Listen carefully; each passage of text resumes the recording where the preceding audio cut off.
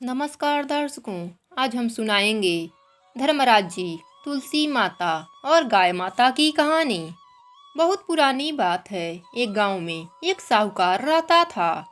वह और उसकी पत्नी बड़ा ही धार्मिक प्रवृत्ति के थे।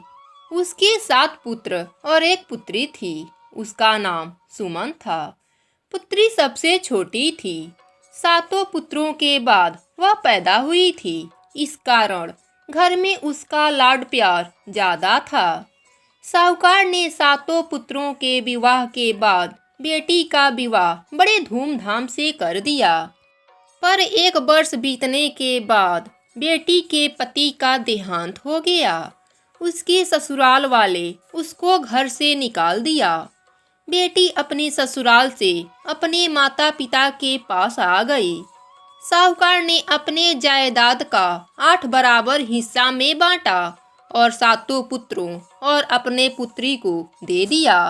जब तक साहूकार साहूकारनी जीवित थे तब तक बेटी सुमन का मान बहुत ज्यादा होता था। परंतु जब उनकी मृत्यु हो गई तो बेटे बहुओं ने सुमन से मुंह मोड़ लिया। सब अलग अलग रहने लगे। बेटी अपने माता पिता के तरह ही बड़ा ही धार्मिक प्रवृत्ति की थी। वह रोज एक ब्राह्मण जिमाती, चिड़ियों को दाना डालती, तुलसी सींचती। उसके पास एक गाय भी थी। वह गाय माता का सेवा करती, पूजा करती, फिर जाकर भोजन करती थी। ऐसे ही उसका दिन व्यतीत हो रहा था। एक बार मौसम खराब हो गया, जिसके कारण ना उसके आंगन में कोई चिड़िया आई और ना ही कोई ब्राह्मण आया।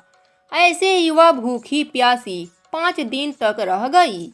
भगवान विष्णु और माता लक्ष्मी को उस पर बड़ा दया आई। वह दोनों नारद मुनि को बुलाकर कहा कि हम दोनों हंस बनकर उसके घर दाना चुगने जा रहे हैं और आप ब्राह्मण बनकर उसके घर जाकर कुछ ग्रहण कर लीजिए ताकि वह भी भोजन कर सके। इस प्रकार भगवान विष्णु माता लक्ष्मी के साथ उसके आंगन में हंस बनकर आ गए। बेटी सुमन अपने घर के आंगन में 2 हंसों को देखकर बड़ा ही प्रसन्न हुई और अंदर से दाना लाकर डाला। तब तक हंस बोले, सुमन, क्या तुम्हें पता नहीं, हंस कभी दाना नहीं चुगते, हंस तो मोती चुगते हैं। बेटी सुमन बड़ा ही समझदार थी। वह अपने घर के कागज सोनार के पास गिरवी रखकर उससे मोती लिया और आंगन में आकर हंसों को मोती डाला। हंस मोती चुगकर उड़ गए। नारद जी ब्राह्मण का भेष धारण करके आए। सुमन ने उनको फलाहार से जिमाया। वह भी जिम कर चले गए। फिर सुमन ने भोजन किया। जब वह सोने जा रही थी तब उसने देखा कि आंगन में 2 मोती चमक रहे हैं। उसने उन मोतियों को उठाया। एक मोती को तुलसी के मिट्टी में दबा दिया और एक मोती को गाय माता को चढ़ा दिया। सुबह जब सुमन उठी तो उसने देखा उसके तुलसी के पौधे में मोतियों का भंडार लगा है। वह बहुत ही खुश हुई। जब वह गाय के पास गई तो गाय के भी सींग, खुर और गले में मोतियों की लड़ी लटक रही थी। वह खुशी खुशी सोनार के दिए गए मोतियों के 4 गुना मोती ली और सोनार को देकर अपने घर का कागज ले आई। अब वह सुमन खूब दान करती, ब्राह्मण जिमाती, भूखों को भोजन देती। यह बात उसके भाई भौजाई को पता चली तो वह सब लालच में आ गए। वह सब सुमन के घर आए। मोतियों से लदा तुलसी का पौधा देखकर उनके आश्चर्य का ठिकाना न रहा। वह मोती तोड़ने लगे, परंतु जब मोती टूटकर उनके हाथ में जाता तो वह बर्फ बन जाता, फिर पानी बनकर बह जाता। फिर वह सब पौधे को ही ले जाने की सोची, पर पौधा बहुत ही भारी हो गया, उनसे नहीं उठता। फिर उन सबों ने गाय को ले जानी चाहिए, पर गाय के पास जाते तो गाय माता अपने सींग से उछालकर दूर फेंक देती।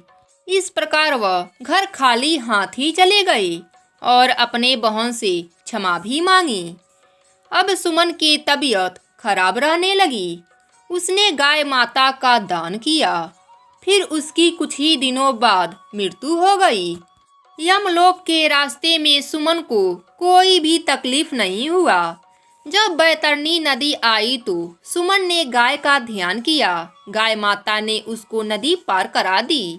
जब निर्जन पहाड़ आया तो उसने अन्य जल का ध्यान किया और वह उसके पास आ गई। इस तरह वह धर्मनगरी पहुंच गई। धर्मराज जी ने कहा, चित्रगुप्त जी, सुमन का लेखा जोखा देखकर इसको स्वर्गलोक में भेज दीजिए। चित्रगुप्त जी ने सुमन का लेखा जोखा देखा। चित्रगुप्त जी ने कहा, सुमन अपने जीवन में बहुत ही धर्म कर्म किया है, परंतु इसके लिए स्वर्ग का दरवाजा बंद है। सुमन ने हाथ जोड़कर कहा, प्रभु, ऐसा क्यों? क्या मुझसे कोई चूक हुई है? कृपा करके विस्तार से बताइए।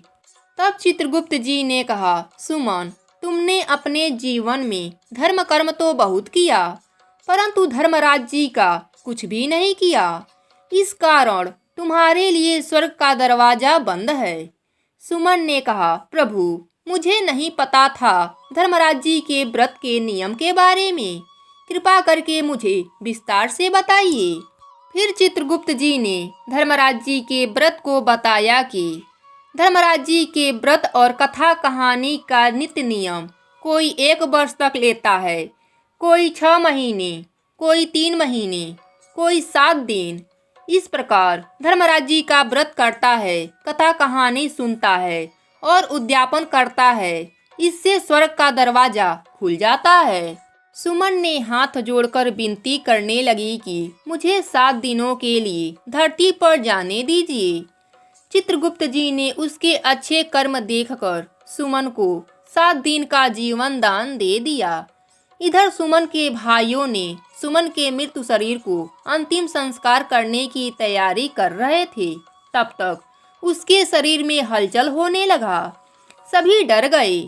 सुमन उठकर कहा, आप सब डरो मत, मैं भूत नहीं हूँ। मुझे 7 दिनों के लिए जीवन दान मिला है धर्मराज जी का व्रत करने और कथा कहानी सुनने के लिए, जिससे मुझे स्वर्ग का वास मिल जाएगा। सुमन के भाइयों ने कहा, बहन, तुम मेरे साथ मेरे घर चलो, मैं वहाँ पर तुम्हारा सारा पूजा करने का इंतजाम कर दूंगा। पर सुमन ने मना कर दिया। उसने कहा, मैं जिस घर में रहती थी वहीं पर जाऊंगी। फिर सुमन अपने पुराने घर में आ गई। वहाँ पर उसने धर्मराज जी का व्रत किया, कथा कहानी सुनी और 7 दिनों के बाद उद्यापन किया। 7 दिन बाद स्वर्ग से विमान आया। सुमन विमान में बैठकर स्वर्गलोक चली गई। इधर सुमन के पुण्य प्रताप से उसका पुराना घर महल में बदल गया और महल के अंदर अन्य धन का भंडार लग गया। उसके भाई भाभीियों ने उस नए महल में आकर सब एक साथ आनंद के साथ रहने लगे। हे भगवान, इस कहानी का पुण्य सबको मिले, कहानी कहने वालों को, सुनने वालों को और हुंकारा भरने वालों को भी। जय हो धर्मराज जी की, जय हो गौ माता की, जय हो तुलसी माता की।